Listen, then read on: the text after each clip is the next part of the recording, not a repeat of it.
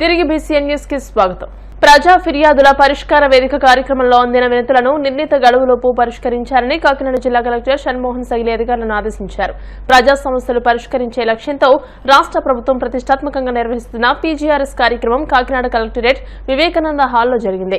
ఈ కార్యక్రమానికి జిల్లా జాయింట్ కలెక్టర్ రాహుల్ మీనా, జిల్లా రెవెన్యూ అధికారి జె వెంకట్రావు ఇతర అధికారులతో కలిసి కలెక్టర్ షణ్మోహన్ హాజరై కాకినాడ జిల్లా నలుమూలల నుంచి వచ్చిన ప్రజల నుంచి వినతులు, అర్జీలను స్వీకరించారు.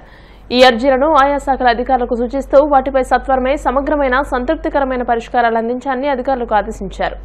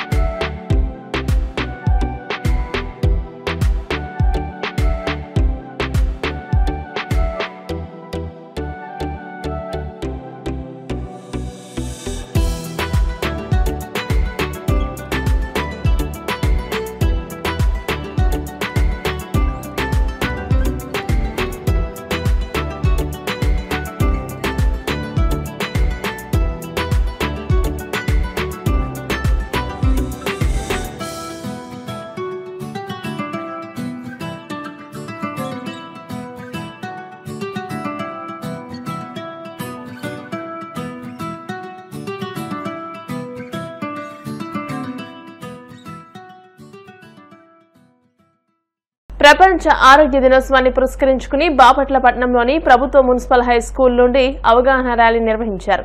ఈ ర్యాలీని జిల్లా కలెక్టర్ జె వెంకటమురళి జెండా ఊపి ప్రారంభించారు. ఆరోగ్యంపై ప్రజల్లో చైతన్యం తీసుకురావడమే లక్ష్యంగా నిర్వహించిన ఈ కార్యక్రమంలో విద్యార్థులు, ఉపాధ్యాయులు, అధికారులు పాల్గొన్నారు.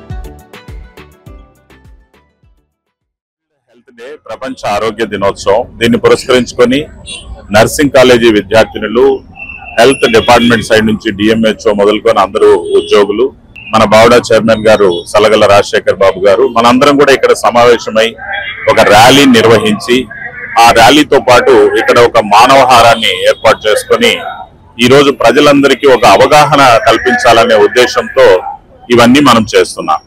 మరి ఆ ఉద్దేశం ఏంటి?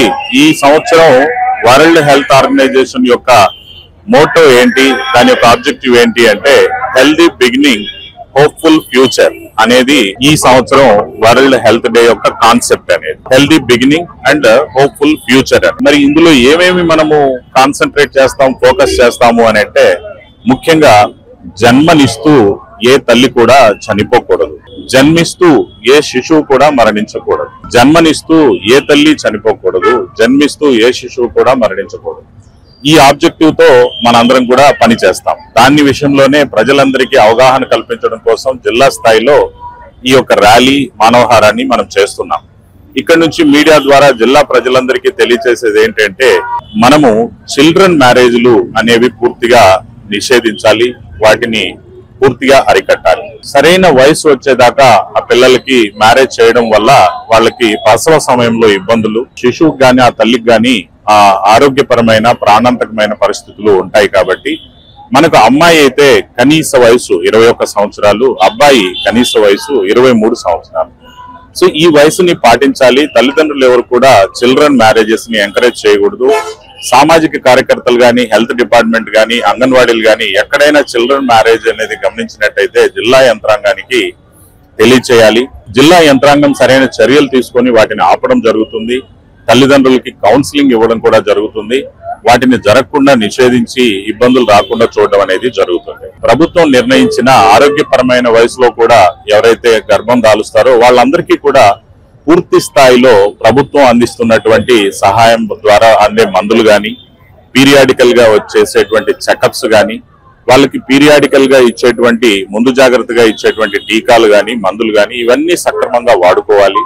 అదే విధంగా ఎవరైనా రక్తహీనత లాంటి పరిస్థితులు ఉన్నప్పుడు ప్రభుత్వం అందించేటువంటి టాబ్లెట్స్, ఐరన్ ఫోలిక్ టాబ్లెట్స్ కానివ్వండి, అదే విధంగా ఐవి ద్వారా ఇచ్చేటువంటి పరిస్థితులు కానివ్వండి, వీటన్నిటిని ఉపయోగించుకోవాలి. వాళ్ళు చక్కగా చెకప్స్ చేసుకుంటూ ఆరోగ్యకరంగా వాళ్ళ బిడ్డని ప్రసవించి జన్మనిచ్చే పరిస్థితులు రావాలి. బిడ్డ పుట్టిన తర్వాత కూడా పీరియాడికల్ గా ఇచ్చేటువంటి వ్యాక్సిన్స్ కానివ్వండి, ఇంజెక్షన్స్ కానివ్వండి, అవన్నీ సక్రమంగా వేయిస్తూ తల్లికి పిల్లలకి న్యూట్రిషనల్ ఫుడ్ ని మనము గర్భం దాల్చినప్పటి నుంచి కూడా న్యూట్రిషనల్ ఫుడ్ ని మనం అంగన్వాడీల ద్వారా అందించేది కానివ్వండి, వాళ్ళు స్వయంగా కుటుంబం ద్వారా చేసేటువంటిది కానివ్వండి, ఒక న్యూట్రిషనల్ ఫుడ్ ను ఇవ్వాలి.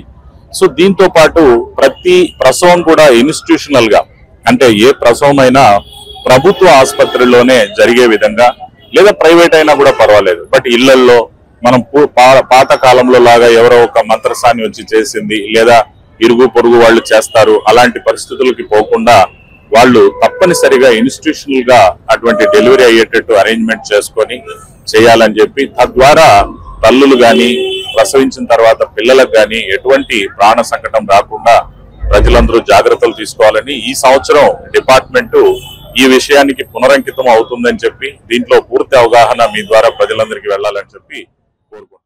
విశాఖ పార్లమెంటరీ నియోజకవర్గ టీడీపీ మహిళా విభాగం అధ్యక్షురాలు సర్వసిద్ధి అనంతలక్ష్మిపై పోలీసులు కేసు నమోదు చేశారు. అక్కిరెడ్డిపాలెంకి చెందిన కొత్తూరు నరేంద్ర అనే సాఫ్ట్వేర్ ఇంజనీర్ ఆర్టీసీలో ఉద్యోగాలు ఇప్పిస్తామని తమ నుంచి 40 లక్షలు తీసుకుని మోసం చేశాడని అనంతలక్ష్మి గత నెల 2వ తేదీన పోలీసులకు ఫిర్యాదు చేశారు. ఈ నేపథ్యంలో పోలీసులు నరేంద్రను పిలిచి విచారిస్తుండగా విషయం తెలుసుకున్న అనంతలక్ష్మి పోలీస్ స్టేషన్ కు చేరుకుని తన కాలి చెప్పుతో నరేంద్ర చెంపలు వాయించింది. విచారణ అనంతరం నిందితుడు నరేంద్రను పోలీసులు అరెస్ట్ చేశారు. బెయిల్పై విడుదలైన అనంతరం అతను నగర పోలీస్ కమిషనర్ సంకప్రత బాగ్జీని కలిసి అనంతలక్ష్మి తనను పోలీస్ స్టేషన్లో చెప్పుతో కొట్టినట్టు ఫిర్యాదు చేశాడు. సిపి దీనిని తీవ్రంగా పరిగణించడంతో స్టేషన్లోని సీసీటీవీ ఫుటేజీ ఆధారంగా నిన్న అనంతలక్ష్మిపై పోలీసులు కేసు నమోదు చేశారు. హైదరాబాద్ లో గర్భవతైన భార్యపై భర్త దాడి కలకలం రేపింది. హఫీజ్పేట ఆదిత్యనగర్ లో ఉంటున్న మహ్మద్ బస్రత్ పశ్చిమ బెంగాల్ కు చెందిన షబానా పర్వీన్ ను ప్రేమ వివాహం చేసుకున్నాడు. వేరుకాపురం పెడదామన్న పర్వీన్ ఒత్తిడితో బస్రత్ తల్లిదండ్రులను కాదని అదే బస్తీలో అద్దెకుంటున్నాడు. అప్పటి నుండి భార్యాభర్తల మధ్య విభేదాలు మొదలై తరచూ గొడవ పడుతున్నారు. ఇటీవల పర్వీన్ గర్భం దాల్చింది. ఈ క్రమంలో మళ్లీ ఇద్దరు గొడవ పడ్డారు. రెచ్చిపోయిన బస్రత్ భార్యను ఆసుపత్రి ఎదురుగా రోడ్డుపై పడేసి ఇష్టానుసారంగా దాడి చేశాడు. పక్కనే సిమెంట్ ఇటుకలు తీసుకుని ఆమె తలపై పలుమార్లు బలంగా కొట్టి పరారయ్యాడు. ఘటనపై పోలీసులు కేసు నమోదు చేసుకుని విచారణ చేపట్టారు.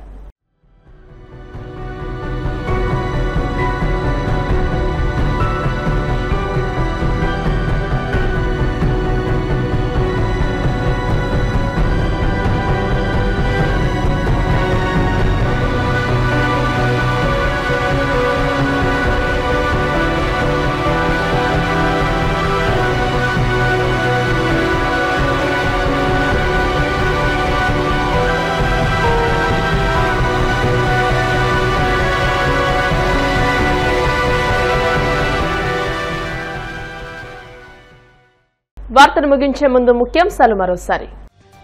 సుపరిపాలన కోసం ప్రత్యేక సలహా మండలి ఏర్పాటు చేయాలన్న సీఎం చంద్రబాబు. సభ్యులుగా గేట్స్ ఫౌండేషన్, ఐఐటీ సహా వివిధ రంగాల నుంచి 10 మంది నిపుణులు.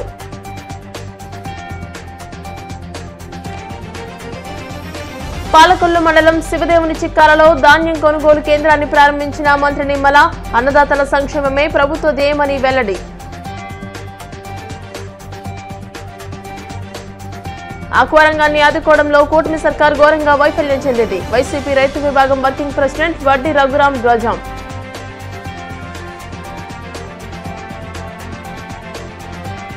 ప్రజా సమస్యల పరిష్కార వేదికలో అందిన అర్జీలను త్వరితగతిన పరిష్కరించండి. అధికారులకు కాకినాడ జిల్లా కలెక్టర్ షణ్మోహన్ ఆదేశాలు. ఈ వార్తలు ఇంతటితో సమాప్తం. మరిన్ని వార్తల కోసం BCN digital YouTube channel, Facebook page ని ఫాలో అవ్వండి. అప్డేటెడ్ వార్తల కోసం ప్లీజ్ సబ్స్క్రైబ్.